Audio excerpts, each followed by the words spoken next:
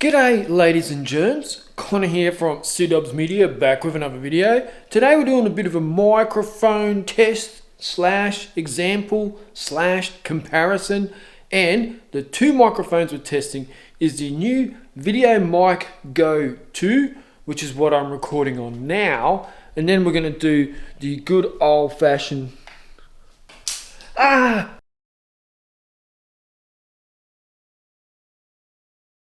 And then we're going to do the good old-fashioned Video Micro, which has been my go-to for anything outside of the house. Even half the stuff in the house, I've been using this. And even when I'm recording in the studio using like $1,000 microphone setup, I'm still using this little sucker as like my secondary audio or backup audio. So let's go check them out. I have both mics set up on a small rig cage right now. Have a look, this is how it's set up. And this is done so I can just quickly swap them out and go from mic to mic. So this one's the Rode Video Micro. Does it sound any different to 5 seconds ago? Let me know in the comments if you think it does. Now there are some major differences to these microphones, but also some major similarities. And one of the similarities is that they're phantom power. You just plug these in and they work. No batteries required. If your camera's on, then they're working. And they're both being filmed on the Canon R6. So manual input for sound recording. So as I go, I'm going to go outside and do some recording as well. And as it changes like the background and the environment, I'll adjust the audio to suit as well. An important spec. The Rode Video Micro is $65 in Australia. I think it's like $30 in US. And the Video Micro GO II is $150 in Australia, probably like 75 or 80 in the US. So price difference, it's double. Tell you what, this camera setup is heavy. Okay, so currently I'm filming in the studio and there is a fan about 1 foot above the microphone, still on the Rode Video Micro. And tell me, can you hear any background noise from the fan? I'm not sure if you'll be able to because of all of YouTube's compression and all that sort of shit. But the fan is actually making the microphone move. And now I'm going to switch over to the Video Micro GO II in 3, 2, 1, bang. And now we're on the Rode Video Micro GO II, whatever the fuck they're called. You guys know what I'm talking about. Can you hear the fan? Now the fan on this one is a little bit closer to the microphone because the cold shoe is up higher because there's 2 cold shoes on the cage. Can you hear the noise of the fan?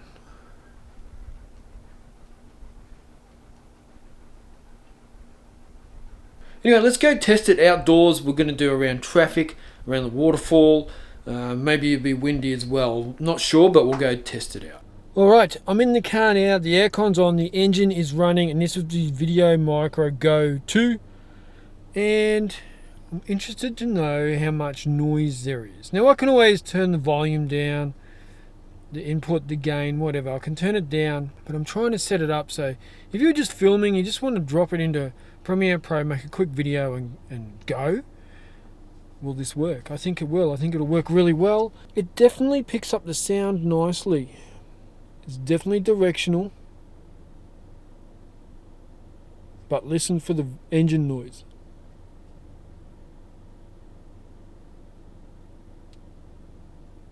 And one of the things about the Video Micro GO II is that you can actually move it back and forth on the cold shoe so that you can still use the viewfinder, the electronic viewfinder, which is really important for photographers and videographers who like to use the viewfinder.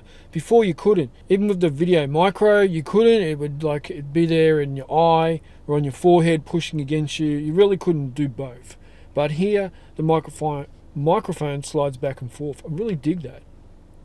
Anyway, let's go into the city and keep testing out these mics. So right now I'm filming with the old Video Micro, and the good thing about this one is that it actually comes with a dead cat for windy environments. A bit like this, it's a bit of a breeze blowing today, so the dead cat should be catching any wind noise. However, I have a big highway just here, and you're probably picking up a bit of that sound too. So it's interesting to see the differences between the two microphones. Now they definitely both come with the shock mounts, so that's good. So if you're doing a bit of vlogging, a bit of handheld walking, you're not going to hear any banging or tapping unless it's from the cable attached from the camera to the microphone. So that's pretty handy. I do appreciate that. That Ryko shock mount has always been stable. It's never let me down. I would say that that's a plus feature for both of these microphones. Now the Video Micro comes with the dead cat, whereas the Videomic GO II doesn't. It actually just comes with a bit of a windshield instead of a dead cat. Wondering if you can pick up the differences from what I was saying earlier about the Ryko shock mounts. Now the one difference between the Ryko shock mounts is the Video Micro has just one shock mount because it's a lot smaller, and the Videomic GO II has two shock mounts. But I find that this one you can actually adjust it and point it in the direction you want it to, so a bit further down or a bit further up depending on what you're doing, where the Videomic GO II is a bit more rigid. And I'm still wondering, can you hear the highway just here, or how directional is this noise? I think you'd be able to hear it. It is about 10 lanes of traffic just to my right. So let me know in the comments down below if you could hear it more here or back in the earlier section where I was talking about the Ryko shock mounts. Now with the Rode Videomic GO II, that's a mouthful, you can also plug and play straight into your computer, your phone and your camera. Now I was actually using this for Zoom calls and using it on my computer as well, but it wasn't as adaptable and wasn't as easy as just plug and play. I did need an adapter and that sort of thing as well. So I definitely prefer the Micro Go II at this point, but I don't know if it's worth double the price. Maybe 25 bucks more, but certainly not $75 more. Maybe that's debatable, but that's just where I'm at. I'm going to be using it most of the time on my camera, not on my phone, not on my computer. So maybe this is all I needed. Maybe I didn't need to upgrade.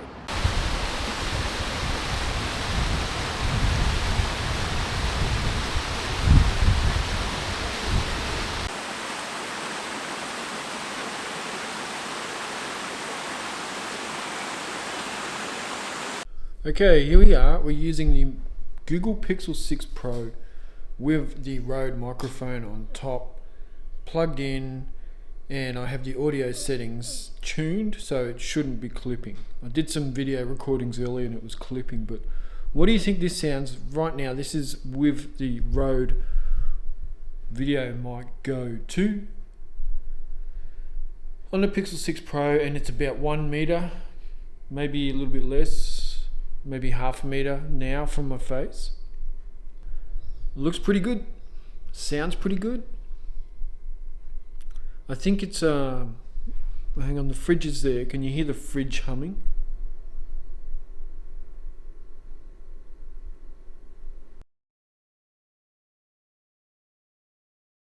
And see how rough it is, or if it's quite good straight out of mic. Now I'm going to switch over to no microphone. Okay, this is no mic plugged in. This is straight out of the phone on the Pixel 6 Pro. So Rode Videomic GO II, gone, phone audio. Is it any better? Is it any worse? Quite often phones are really good at doing auto video, auto audio, everything, and they do a really good job of it. It's very computational, but you might be able to get more out of a microphone like the Rode Videomic GO II. And tell me, does it sound better now without the microphone plugged in, or worse? I'm guessing it's probably going to sound a little bit worse, but that's up to you guys. And also YouTube compression. Sometimes I can't tell a difference because of YouTube compression. Where the Videomic GO II has the app, you can do lots of adjusting inside the app. So it almost turns it into a bit of an NTG type microphone, because you've got all the features that you get in those mics but built into the app. So it's pretty cool. But you might just use your phone and be really happy with it. Okay guys, so final thoughts on the Rode Videomic GO II. Now, I did try and plug it into my computer to work, but I had some major driver issues with Windows. No fault of the Rode Videomic, that's for sure. Definitely a Windows problem, because I've had that problem with a couple of mics. So unfortunately, I can't show you what it sounds like through the computer, but you can definitely hear what it sounds like through the phone and through the camera. Like I said, Canon R6 and the Pixel 6 Pro. they're the two cameras that I filmed on with this microphone. So you make what you want from it. I think it's a win-win. I think it's a little bit overpriced given what it does, but it definitely has a purpose in the market. And definitely, if you want to pick one up, use my links down below. I really appreciate you all watching, and I will catch you in the next video. Check ya.